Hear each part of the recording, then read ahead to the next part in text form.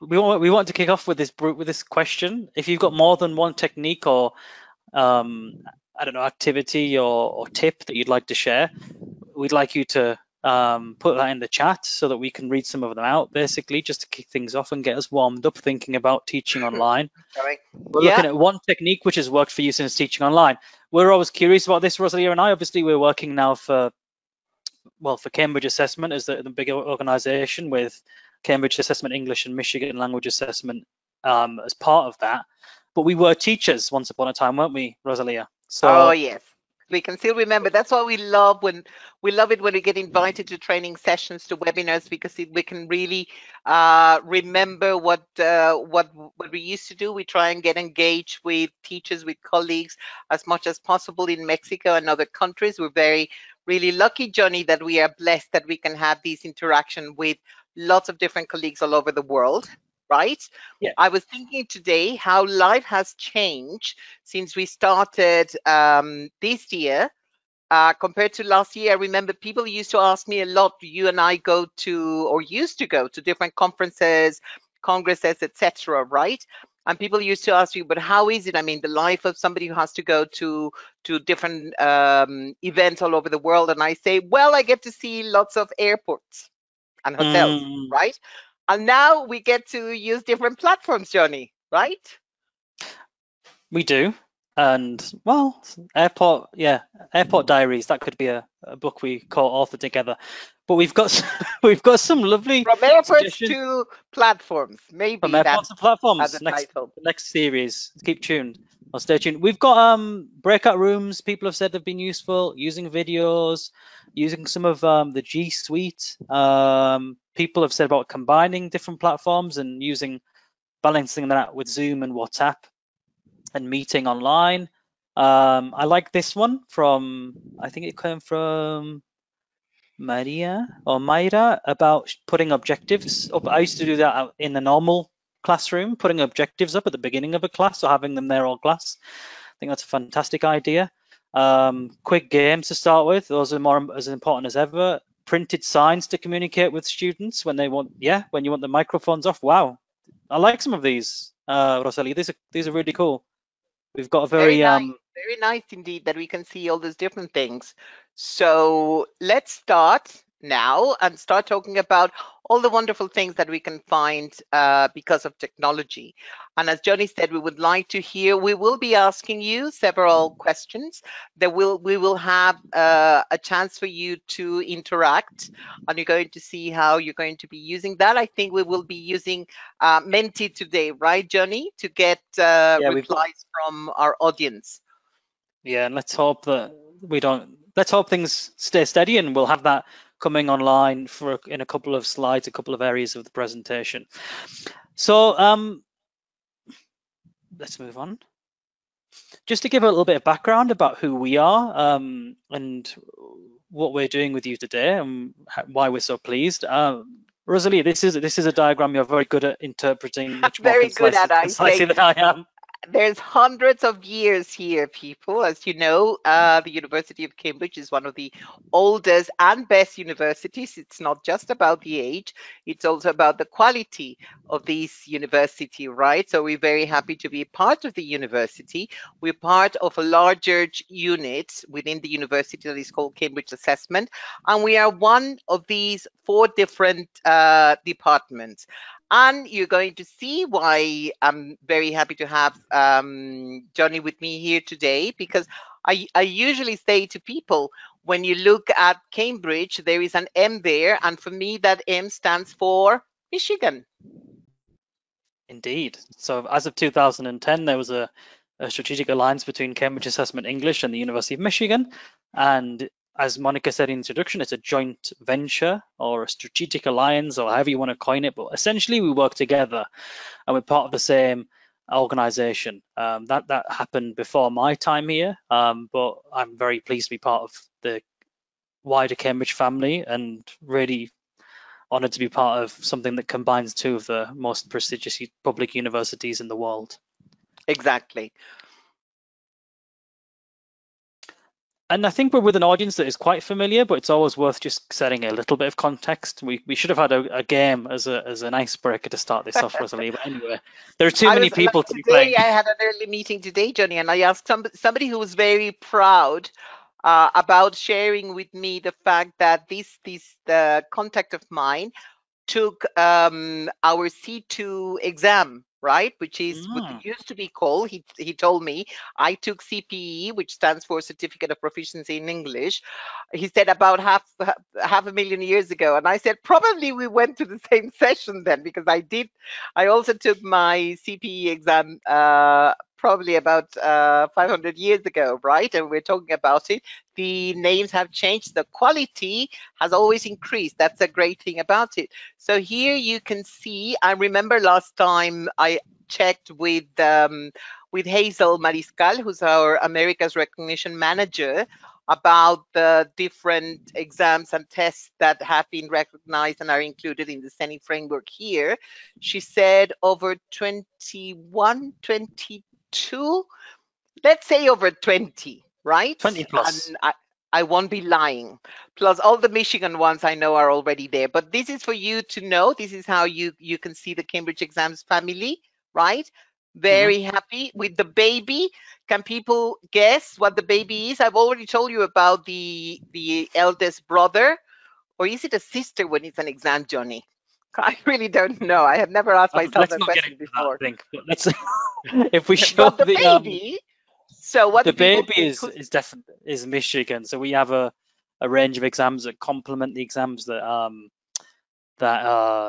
Cambridge Assessment English already has, and that's a fantastic thing for us to have as an organisation. We all know, even within the same school, there are lots of different teaching contexts. So imagine that at a kind of an area level or a city or a state level or a country or a regional or global level. There are so many different contexts in which Exactly. English is being learned and therefore assessed. And so it's good to have a whole range of different exams that can meet those different needs and desires of schools, parents, and of course, teachers. Definitely. I mean, whatever your requirements are, whatever your context, there is definitely a Cambridge, Michigan exam test that is the ideal one for you. And let's go on to the next one, Johnny, because I know you, I know me, and we could spend like 2 hours talking only about these two slides. But we really want to start talking about. A mini plug that just came to me is that if you are interested, we have the same test centres essentially as Cambridge. Cambridge and Michigan share centres. So if you did want to become a preparation centre for Michigan, then speak to your authorised centre. Definitely. So what are we looking at today? Oh, this is what we would like to accomplish today. And you are all our partners today for this. So we're going to be talking about the digital teacher, and we're going to explore mainly three things. We're going to introduce the concept of the digital teacher, and you're going to see what we mean by that. We're going to explore how to start using what we call the digital teacher framework and how it can help you. And for this, we're going to ask you to maybe do a little bit of homework, Johnny. I'm sorry, I said the H word right at the start of this. Maybe I should have waited a little bit. But I think it's going to be a fun homework. Something very interesting. Old habits die hard, eh? Setting homework. Of course. Outrageous. Definitely once a teacher, always a teacher. But yeah, I approve the homework idea, which we've got later on. And what this is an exploration of the framework, the digital teacher, for those that aren't familiar with it. That will be today, the initial kind of look at it, and we'll connect to it using a browser. And this is a free resource. There are no kind of funny things attached to it, and it's a tool. And as we know, to use a tool, you need to have somebody there, and in this case, that's you guys. So this is really something to add to your teaching arsenal. It's not something that is going to be like a one-stop solution to all of your English language classes, because we all know that doesn't unfortunately exist. Exactly, but the digital teacher framework is something really powerful you're going to see, and something that can also make you very powerful as an ELT professional. So let's start exploring. I'm surrounded by so much technology today. I think people have no idea. I'm having like different monitors Is that your hand on the and screen? Dip so it. Is that how technological you're getting? Yeah. if I could show you, right? But let me start by bringing your attention to these. We all know, I mean, back in March, things started to change. We started hearing about what was happening.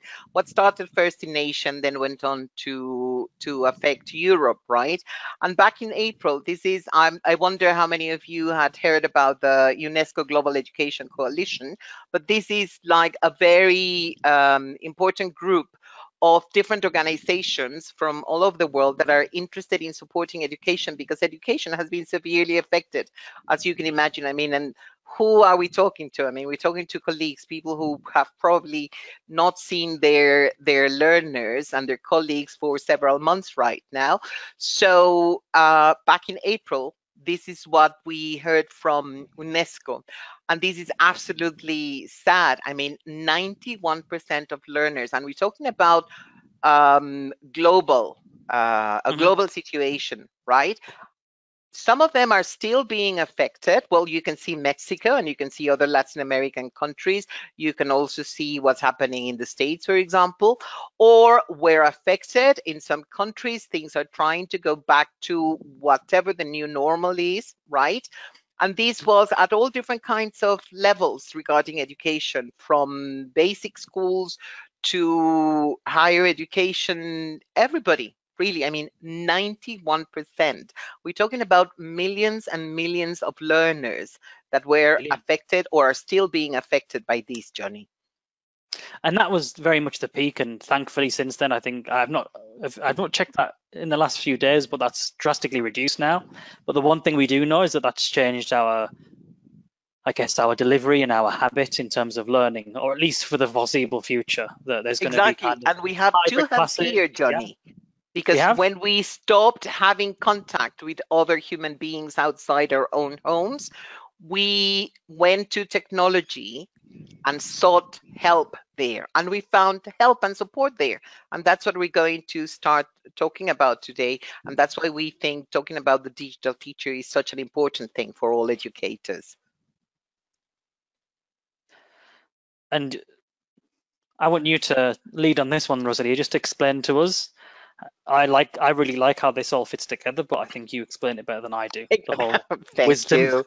Flattery will get you everywhere. You know that, right? So this is about Essen Gonka, and this has to do with Vipassana meditation. Some of you have heard me before, and I talk about how mindfulness is so important in education, and how we as educators should really explore mindfulness, a bit further to see how we can use it in the classroom, because it's absolutely wonderful. I mean, the things that you can do.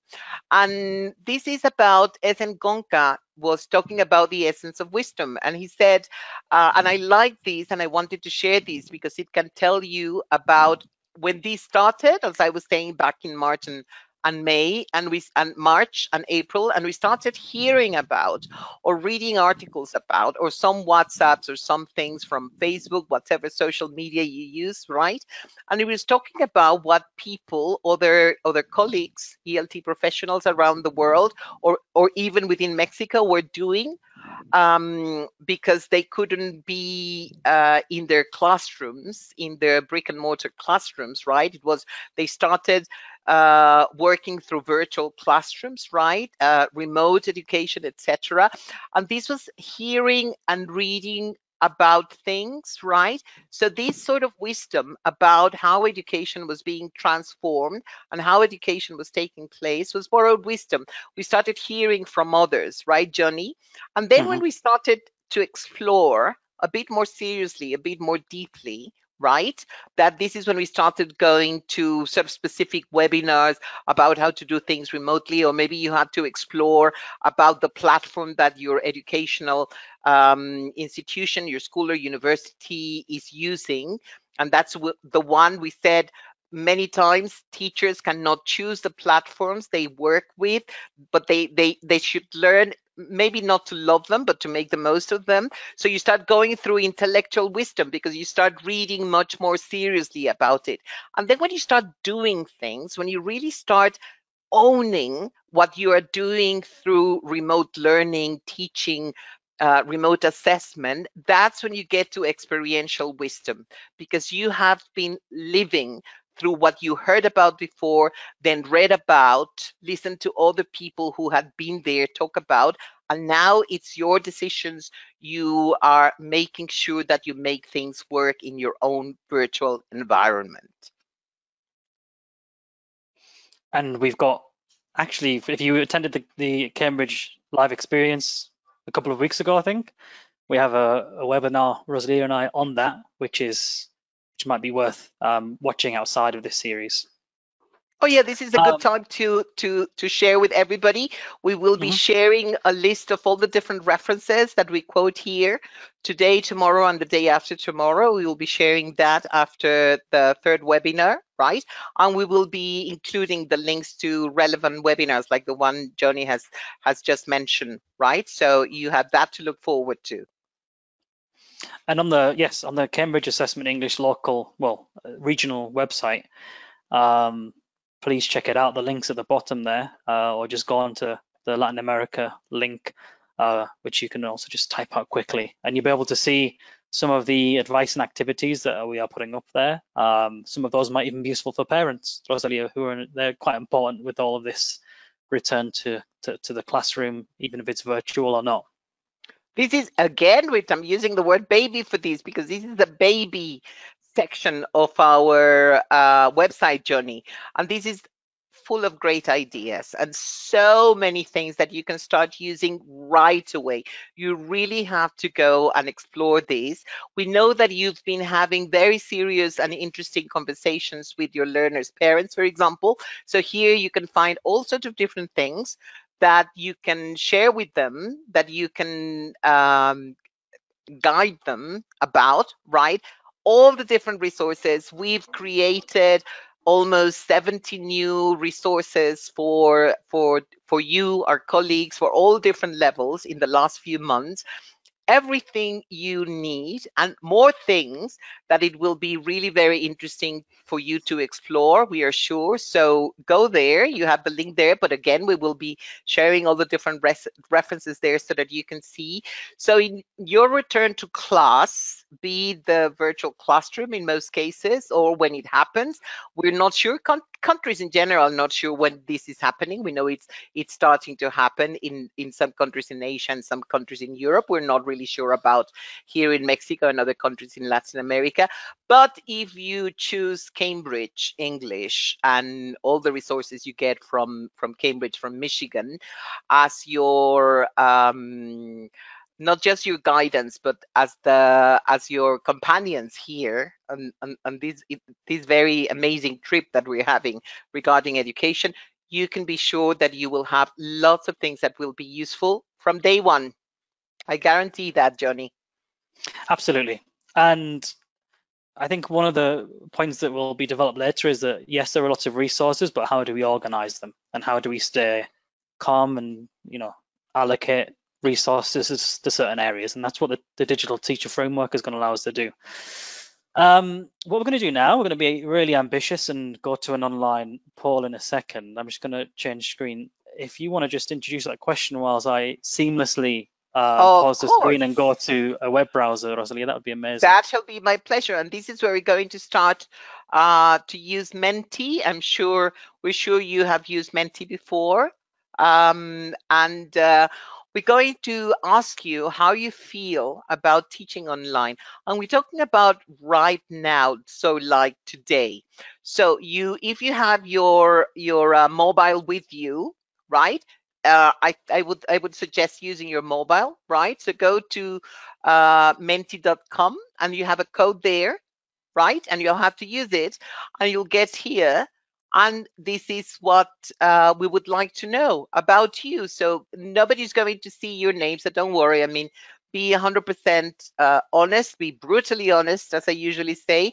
How do you feel? Oh, good. We're starting to get answers, Johnny. How do you feel about teaching online now?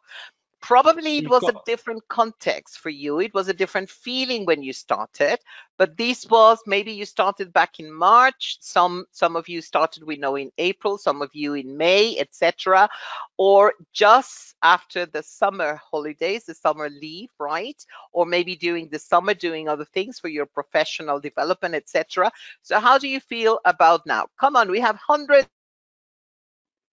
of you here, and we haven't even reached 100 replies yet. Yes, We've go just on. got over now, So but you we'll have give it 4 another 30 choices seconds or here. so. So please get online, put the code in, and choose which one is more.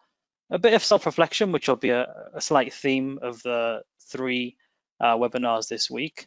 So And we've Johnny, got one of the reasons we decided to use Menti today is there may be some colleagues who haven't used it before, so you can see how easy it is to use and the sort of interaction activities that you can have with your learners, right?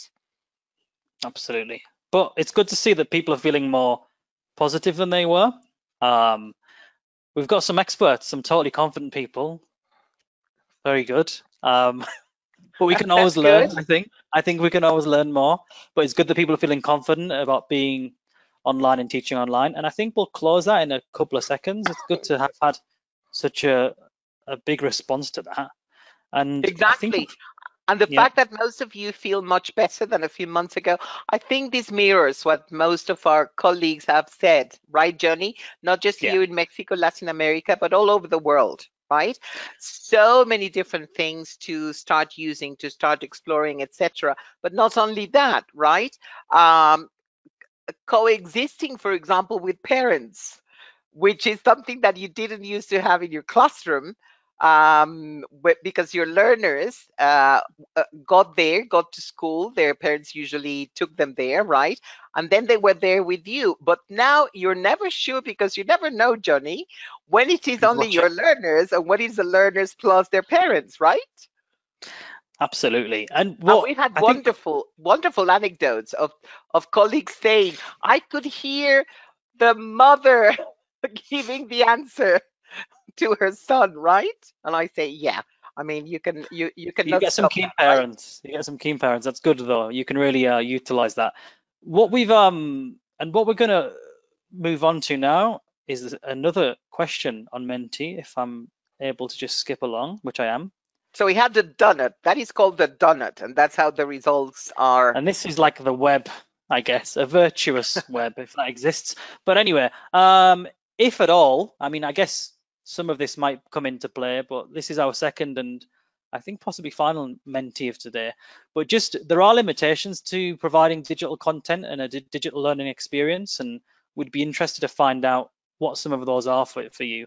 So there's a list of options there, and you can basically rank or rate how relevant that is. And we get Oh, interesting. This is the one you liked and you wanted, isn't it? You were saying, oh, I really like the web. Yeah, the this is web. like a web. Lots of people talking about spiders in Mexico in the last couple of weeks, but this is a nice spider web. And just We'll to give you let you six. know, we Yeah. know that the group we have today, you, our colleagues here listening to us, we know that there's different kinds of realizations when it comes to the digital teachers that you are, right? We know that there are people, as some of them said, I really feel confident about what I do and how I'm doing, right? Some people, I say, much better than when I started. Some people say, still not so sure. And some people, I know I will get there, right? Although I still feel slightly lost, or 90% lost, I don't know, somehow lost, etc., right? So this is good. But the wonderful thing about technology is that no matter how hard they try, nobody knows everything. It's just like education. Nobody knows everything about education, right, Johnny? It's the No, same and about no, technology. and we never will, but we can do our best, and we can definitely support you on the way. And we're Oh, gonna, look at that. It's almost like yeah, poetic, the result. it is. We didn't bribe anybody, did we, to give us? I mean, so 3.9, well, as in the biggest rating goes to lack of suitable training. This is just a starting point, the digital teacher, and we will get onto it. But these are interesting things to know. We're going to compare this. I'm going to, again, seamlessly swoosh from one application to another. And Rosalia, you should be seeing any second now a new screen, I which is am back to the past. indeed, right? So And this what's is why we got these from this a couple of years ago, right? 2017 educational ISG research, right? And the report said this is how the people who were asked at the time what they said, right?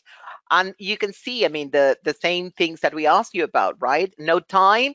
Well, for what is happening today and has been happening for the last few months, we have had to make the time, yeah. right?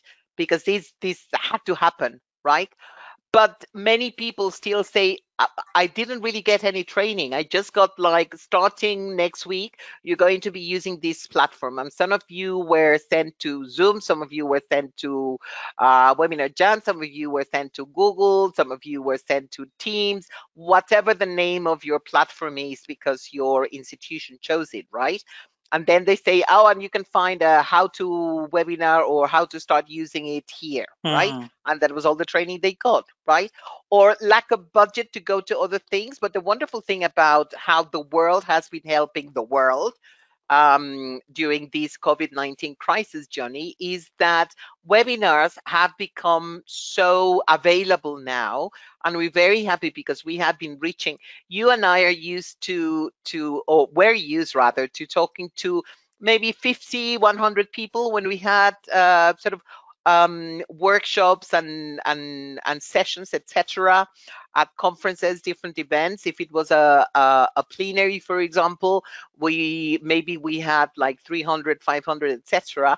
And now, I mean, we've seen 5 digits, right? Like having what they said, over 12,000 people have registered for this webinar you were talking about, the one we did a couple of weeks ago. You said, oh my God, 12,000 people. And when we saw the list of the different countries that people were visiting us from, it was absolutely incredible, right?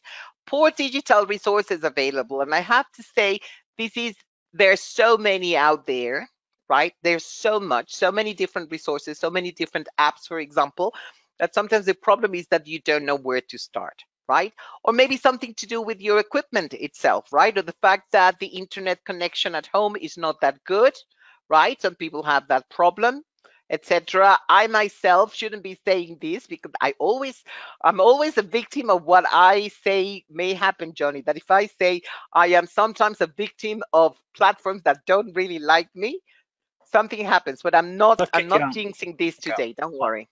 No, so I will not say it's interesting to see that, yeah, that really option B is the one that propelled the Mentimeter poll, because people recognize that time now isn't really it's not really a challenge, is it, in that sense? So we want to take a little bit of a step back and look at the learner profiles, because we think that before we get really stuck into the digital teacher, it's worth understanding a little bit about who we're teaching, Rosalia, and this gives us a nice where, first of all, this timeline. is what usually happens, Johnny. People first of all, they find themselves, right? Like say, oh, I'm this one, oh, I'm that one, right? And then they start looking at their students, at their learners. Because here with our lovely preparation centers, we know we have colleagues who teach at maybe kindergarten, some of them teach at primary school, some of them at lower secondary school or upper secondary school, and some teach at higher education. Maybe there are some who teach at a private language school, etc., right? So, and those of you who are parents, right? Then you start looking at, okay, most of my learners are here. Most of my learners belong to this generation. So this is pretty... And that's important. It's important to know it's if you're going to start off, you want to go in the right direction with what you're planning and what you're going to use in class. And a little comment here from Rosalia's research: we've got a new generation to add to that table, which some of you might be teaching. Exactly, we're going to be focusing on Generation Z when we go to the next slide. But here, just wanted to tell you, because some of you have already got alpha learners, right? So those are the ones that were born starting in 2010, right? So you've already got them. So My son is over 21, right? And I remember when he was a little boy, I used to say a very young boy, not too long ago, well, long ago, right? About 15, 16 years ago. And I said, probably he was born with a remote because he's so used to doing things like that, right? And then people started saying, I think my son was born with a microwave. No, I think my son was born with a mobile, etc., right? Technology is certainly a very important part of the life of the new generations, right, Johnny? Yeah, and it directly impacts their learning styles and their learning behaviors. Um, we know that technology is a way of life, and it's been really without overplaying it, because there is a digital divide that the whole COVID situation has shown us. But essentially, technology has become, even old technology, not just new technology. So, but modern technology is a way of life for that Generation Z learners. They're constantly connected across many different screens, not just on not just on the laptop or computer, maybe the tablet as well. Maybe your Generation Z, Rosalie, you're always on different screens. Maybe you were born with many screens in front of you, but they're used to having lots of different channels coming into them to feed them in terms of information. And they had this It's my desire. soul, Johnny. My soul is both It is very generation old and generation. very young at the same time. But there's an But look at advantage to those being at home if you're people teaching there. Look at those online. young Yeah, people there. but Everybody checking their mobile. and that brings on to the fourth point of them wanting to get information constantly, which I think everybody suffers from a little bit these days. But we should really be aware of that in teaching, not just now, but in the future, and really focus on skills rather than knowledge. Knowledge in terms of information, facts, they're quite easy to look for these days, and people do it every second, every millisecond of the day. So that's not really a skill to teach, to just memorize things. It's actually what you do with that information that's going to be more important in the future. So that's a lesson we can learn now in terms of how we're adapting classes, not to just deliver or feed information, but to develop skills. That's part of what's happening in terms of how classrooms have been reconfigured. We're not just kind of doing the same thing. Yes, we can adapt lots of stuff, but we need to think about Definitely. our focus and what we're really going to hone in on when we're teaching online. Because if you ask a question that's like, people are just going to look certain things up if they can find it quickly, unless it's a very snappy quiz. So you have to reconfigure. So you've got 10 seconds to answer this quiz, so they wouldn't be able to type out the question and find and reach for the answer. Or you. Hyper-connected. I had Mhm. mentioned social media before, and I know because many of my colleagues and yours as well, Johnny, we've seen them on Facebook, for example. And years ago, when I asked my son, why aren't you using Facebook anymore? He said, because people of your generation have started to use it. So we don't want to use it anymore, right? And they started using, and this I found very interesting, that they started using Twitter. And when I asked him, why are you using Twitter now? And he said, because you can only use a certain number of words. In fact, very young people hated it when Twitter said no more, just 140 characters, right? You Mm. can do more, right? Because it makes you do things quickly. It forces you to do things quickly so that you can do more things, get more information going, and they prefer it like that, right? And But you now don't have to but we don't have to feel like they're better than us, Johnny. That is one of the key no, messages that we no, also we want to we can learn convey. from it, because even Twitter's probably a bit old now, and you look at other new social media apps that are very visually kind of stimulating, with videos, clips, and photos. So Yeah. that's, again, if they're used to being fed that information, then try and harness that in your classroom. I don't think Um, I'm going to be using TikTok, Johnny. Don't insist. oh, let's not again. Let's park that one. So, but yeah, But it's all the important thing, what we have always said, Johnny. let's not be overwhelmed by technology. Let's use it. Let's harness it. Let's make it work for us, basically.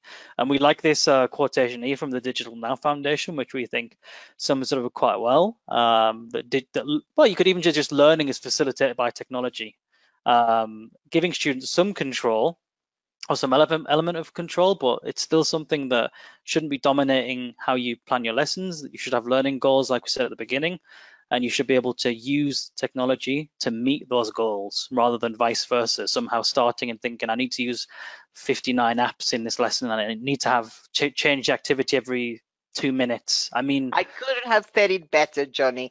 It's not what technology does, it's what you want technology to do for you. yeah. Totally. Which leads into this quotation.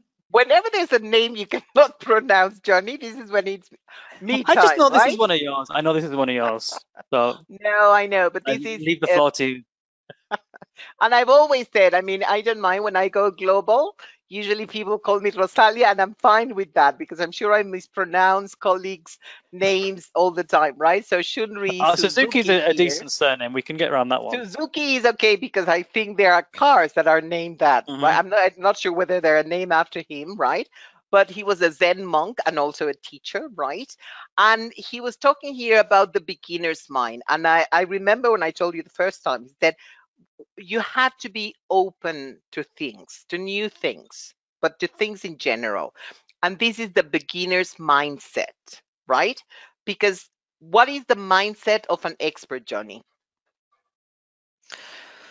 Well, what I quite like here is saying that I'm not going to answer it directly. I think what you're saying with the quotation is we need to welcome new challenges with open minds rather than thinking we Exactly. already know what to do, An basically, right? expert usually thinks I know everything, right? There's nothing new for me.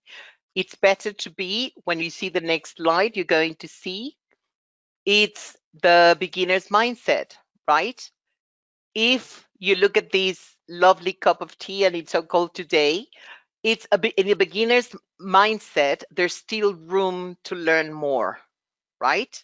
Hmm. So for example, when I say really explore mindfulness and we can make it work in the classroom, first of all for ourselves, but then for our learners, for their interaction, etc., and then to guide your learners' parents, you're going to see why. So a beginner's mindset might be much more useful to you because then this is not a full cup of tea, right? It's only half full. Don't think about half empty because that's a bit negative, right? But you can always have new things coming in, right? And this is when we start getting all those messages from our very worried marketing colleagues saying, hurry up, hurry up. I think I've sent you a message on saying that. But anyway, this segues nicely into planning digital professional development. I like that idea of approaching it with an empty or a mind that's ready to engage and ready to be filled with new ideas and new concepts.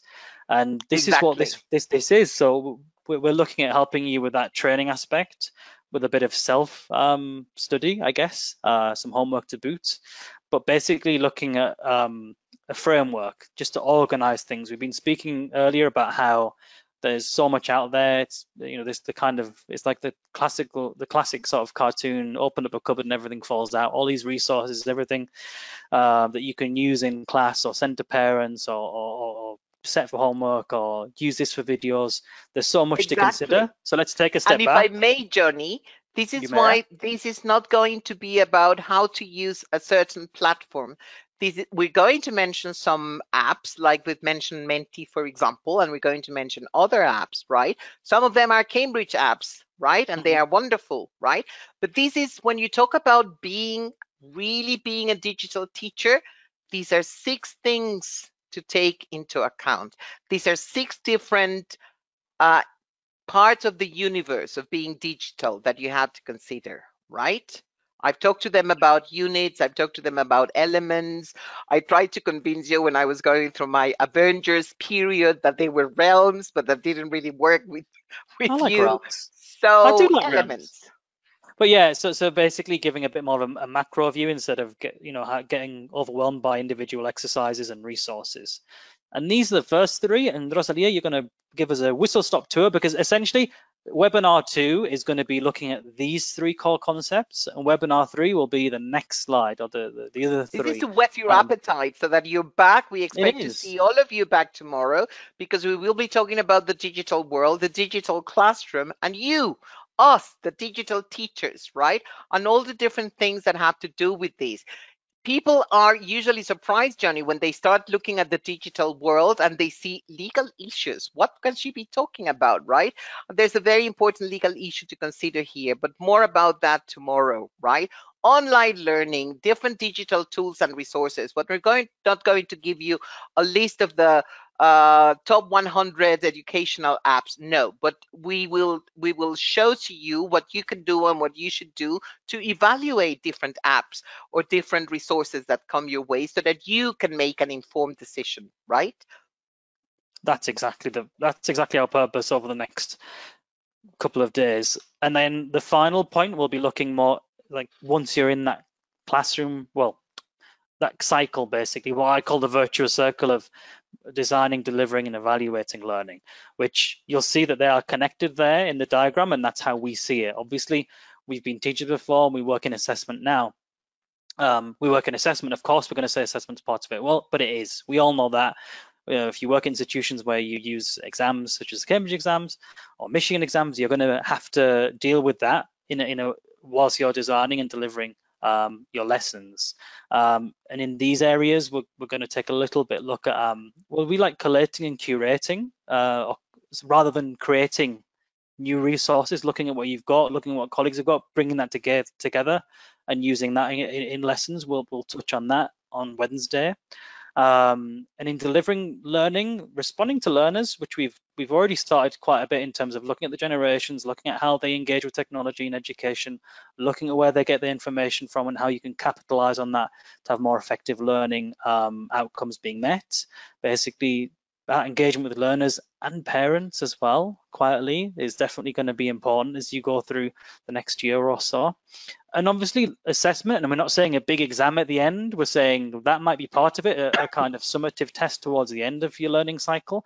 But also, how can we pick up? I saw earlier in the comments, somebody has already kind of touched on it, but saying about peer assessment and self-assessment. So that's an area we'll look at in the final day as well. Totally. And so the digital teacher, I think we're doing okay for time. We're going to the H word here now. This is a bit of homework for you, okay? We mentioned, right, didn't we, the digital teacher framework, Johnny? We did, and we've had it. I can't see the name because the chat's quite busy, but somebody at the beginning mentioning getting students to self-assess. And what about teachers self-assessing? We think that's a very useful thing to do. So basically, with a digital teacher, around those 6 concepts, you've got a range of questions in order to be able to self-evaluate where you think you are in terms of your level, your competency for that particular area. So this one touches on your privacy issues, actually. The sound came out wrong, but Rosalie, it touches on the point you made about what's privacy and legal stuff got to do with this. Well, it has an important role to play. And exactly, you would have to be able to identify where you are. It's a bit of a needs assessment as well, a self-reflection, but a needs assessment also. Exactly, because it's always important to remember, Johnny, that teachers lead by example. So that's really very important. So let's just have a quick view of the sort of things that we are asking our colleagues to go and explore at the digital teacher so that they can answer these questions. Like a real pro, I'm just shifting to a different domain. So you should be able to see the digital teacher dashboard now. He says, Rosalia, are you able to see it? And he is right, absolutely right, 100%. So you'll see in this box where I started completing my information, I gave myself 12 for one and 2 for another. But basically you can start, so let's go into digital teacher here. You can start your own self-evaluation. It'll take a couple of seconds to load up.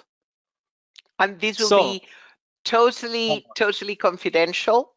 You yourself will be able to see it, right?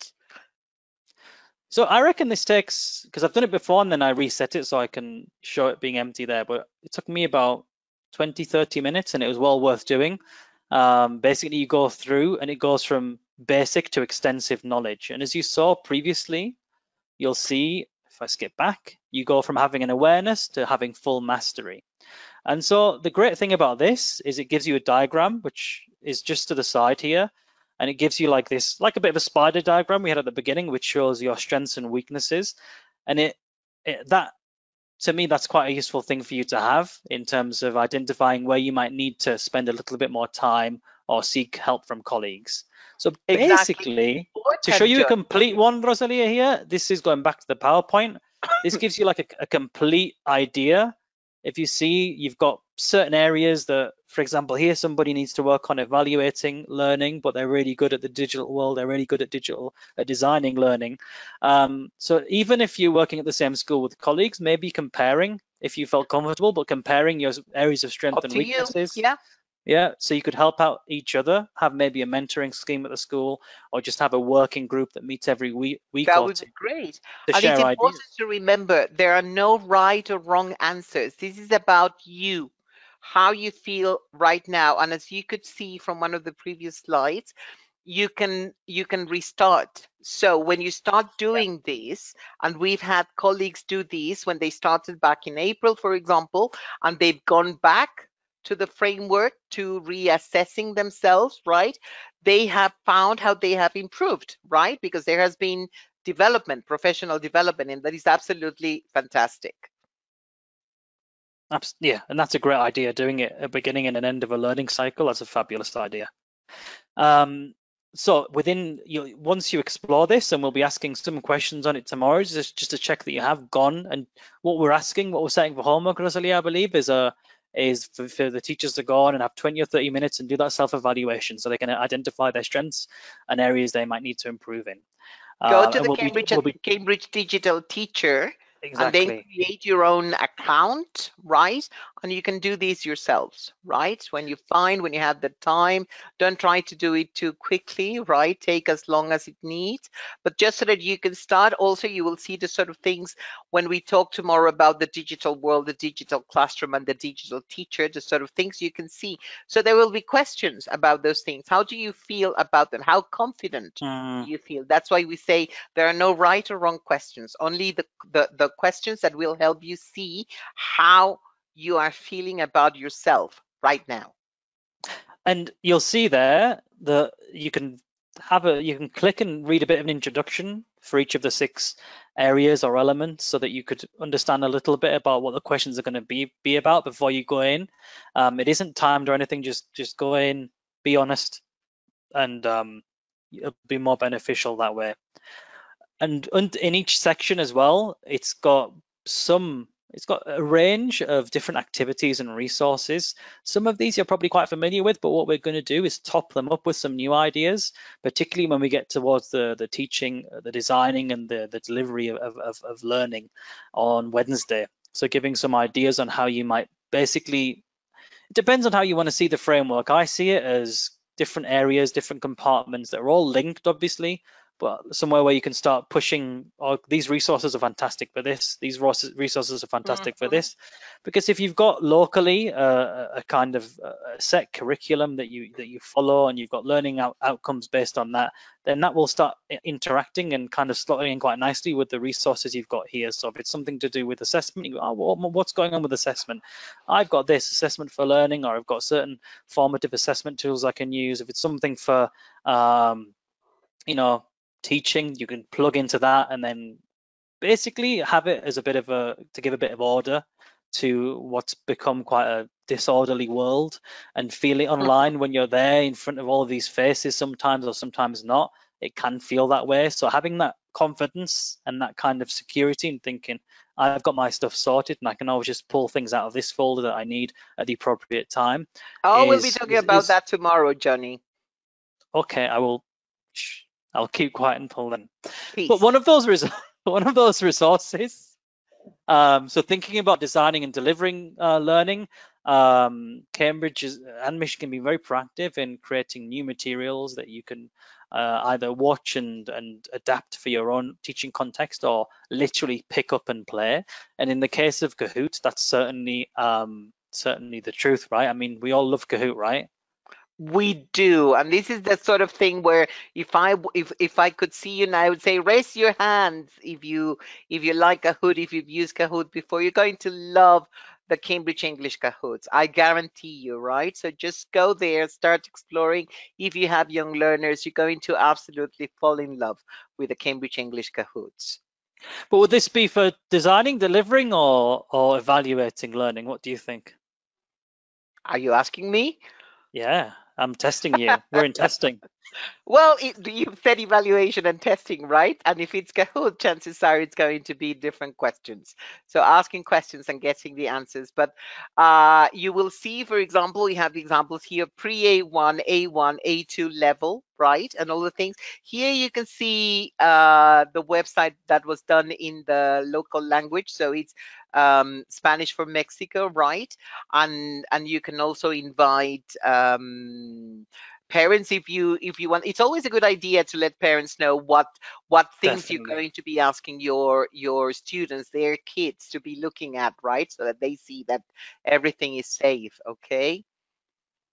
But yeah, something like this could wrap around for actually designing your lesson plans around, well, around your your kind of learning cycles around it. It can be part of delivery. It can also be part of assessment, like you said, Rosalia, picking up on, have they got that vocabulary? Do we need to work more on beach or holiday words and Exactly. lexical items? And the great thing about a great Kahoot, tool. Johnny, is that our learners usually have a lot of fun when they're using it. So for them, this is not a test.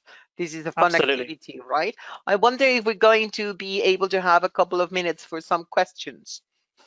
I think we are, remarkably enough. I suspect we are, but I'm gonna have to then just check if I can see what we've got here. If I can look at it properly. I can't. Reading activities. I can't seem to see the questions that clearly. Yeah, maybe we can ask Money Monica? to help us with some questions, because I cannot see them myself. So I know Yes. that. I know they're there, but I can't quite see them. If that makes sense. So I'm wondering if there are some you want to fire at us. Then we've got a couple of minutes to Yes. answer.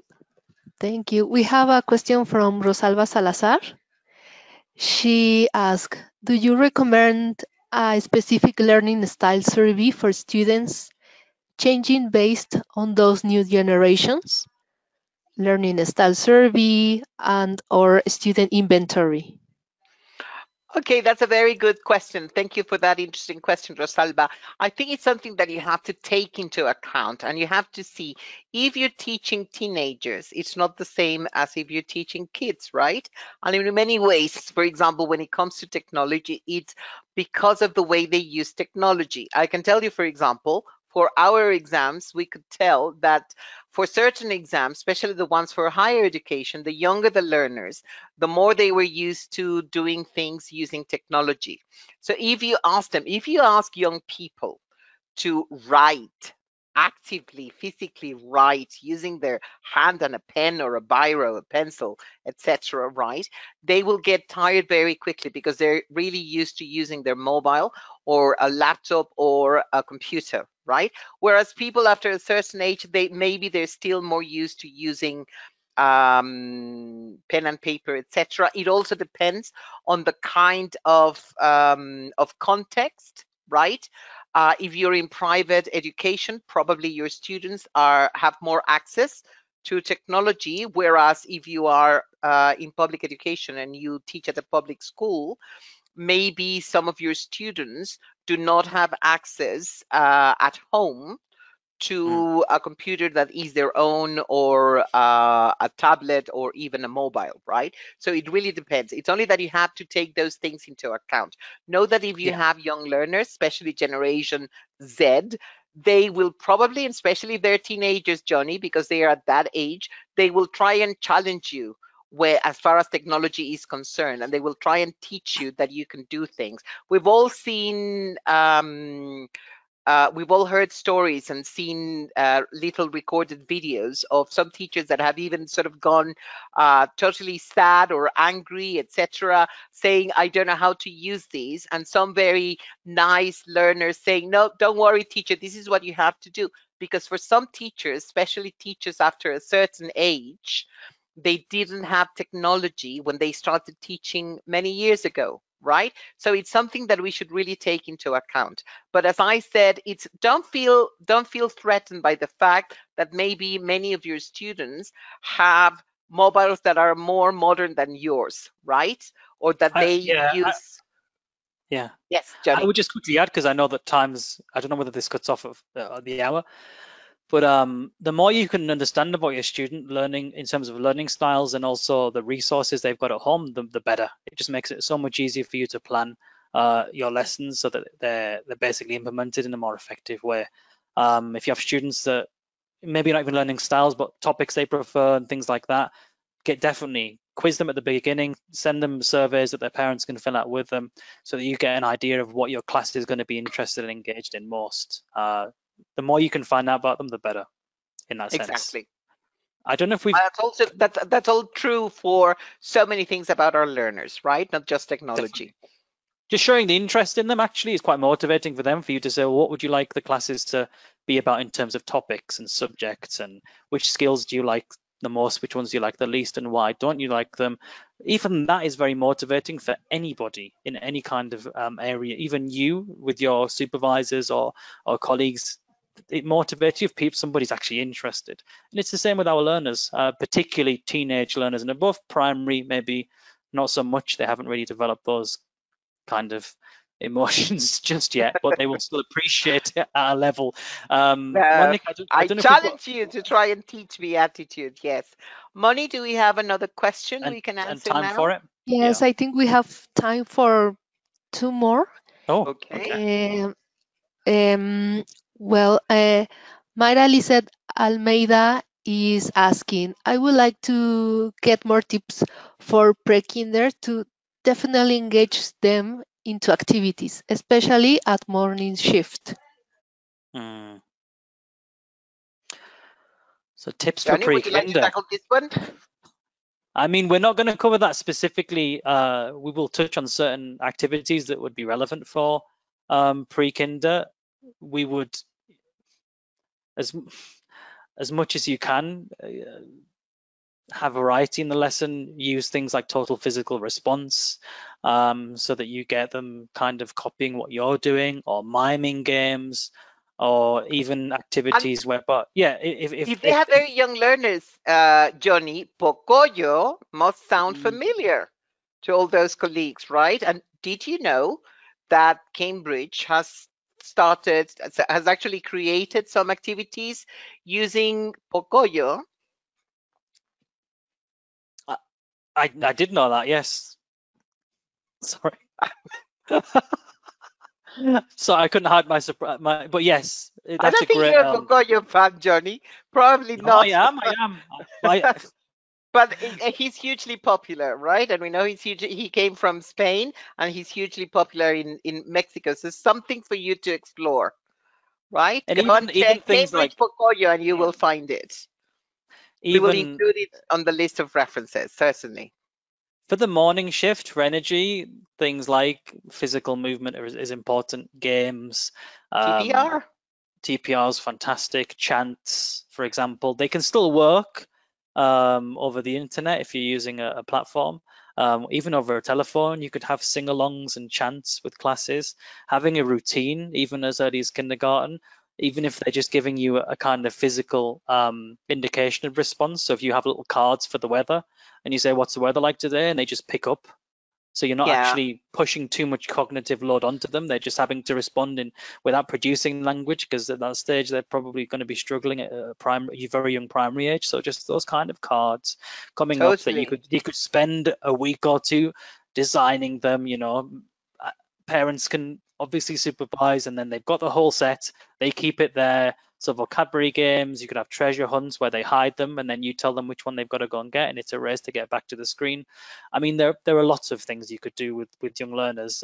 Just don't get them too hyperactive. Keep the energy levels kind of controlled.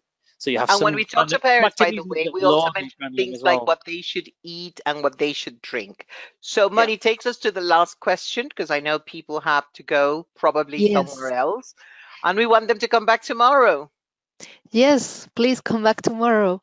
We have the question from Nadia Michelle Dominguez. She asked, what do you recommend to make teenagers speak?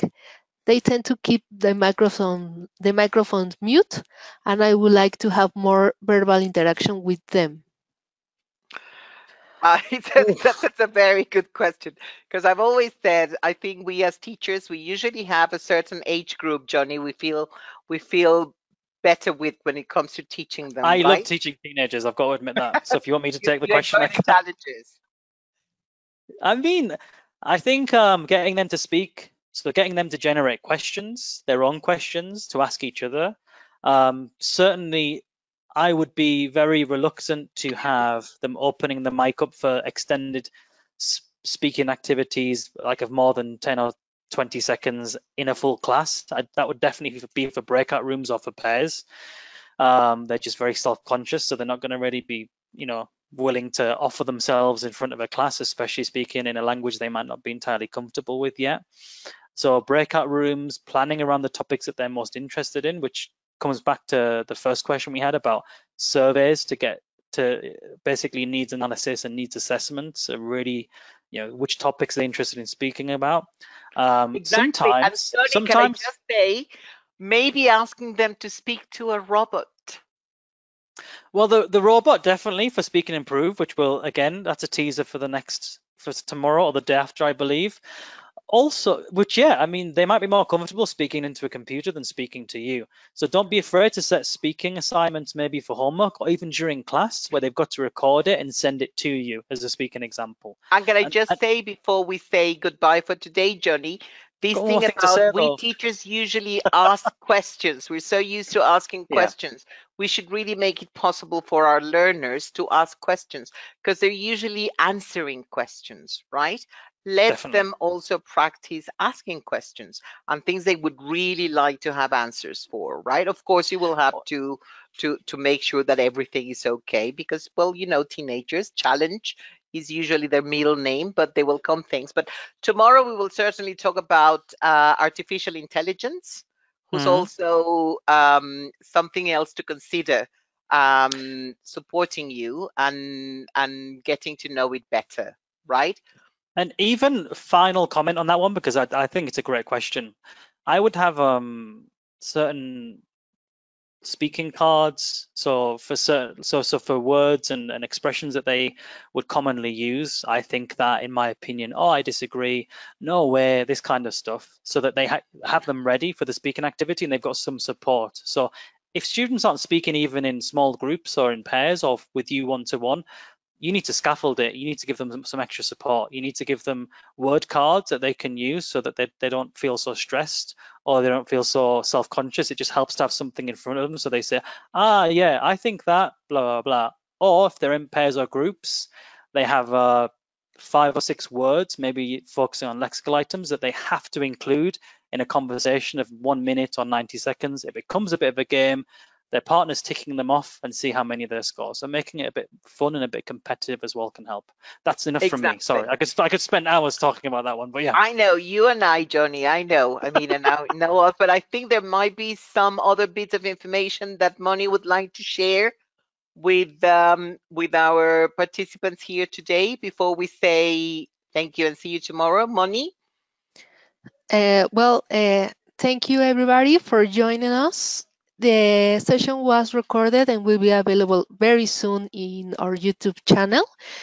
We will send the link to everybody so you can see it. And that's it. Thank you very much.